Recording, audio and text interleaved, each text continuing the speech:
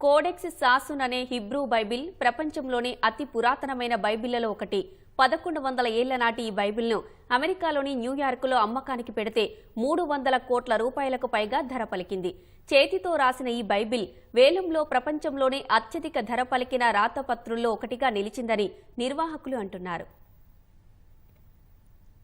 అమెరికాలోని న్యూయార్క్లో 1100 ఏళ్ల నాటి హిబ్రూ బైబిల్ వేలంలో దాదాపు 313 కోట్ల 68 లక్షల రూపాయలకు అమ్ముడైంది. చేతితో రాసిన ఈ బైబిల్ ప్రపంచంలోని అత్యంత పురాతన బైబిళ్లలో ఒకటిగా ఖ్యాతినార్జించింది. కోడెక్స్ సాసున్ అనే ఈ హిబ్రూ బైబిల్ను రొమేనియాలోని మాజీ యుఎస్ రాయబారి ఆల్ఫ్రెడ్ హెచ్ మోసెస్ కొనుగోలు చేశారు.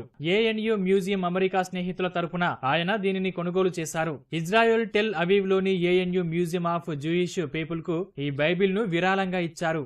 వేలానికి ముందు ప్రపంచ పర్యటనలో భాగంగా గత మార్చిలో ఏఎన్యు మ్యూజియంలో ఈ బైబిల్ ను ప్రదర్శనకు ఉంచారు. వేలంలో అత్యధిక ధర పలికిన రాత ప్రతుల్లో ఈ బైబిల్ ఒకటని నిర్వాహకులు తెలిపారు. రాత ప్రతుల్లో 2021లో అమెరికా రాజ్యాంగం దాదాపు 400 కోట్ల రూపాయలకు పైగా ధర పలికింది. లియోనార్డో డా విన్సీ రాసిన కోడెక్స్ లిసెస్టర్ 1994లో జరిగిన వేలంలో అప్పట్లోనే 300 కోట్ల రూపాయలకు పైగా అమ్ముడైంది. కోడెక్స్ సాసున్ త్వరలోనే ఇజ్రాయెల్ కు శాశ్వతంగా తిరిగి రానుందని నిర్వాహకులు వెల్లడించారు.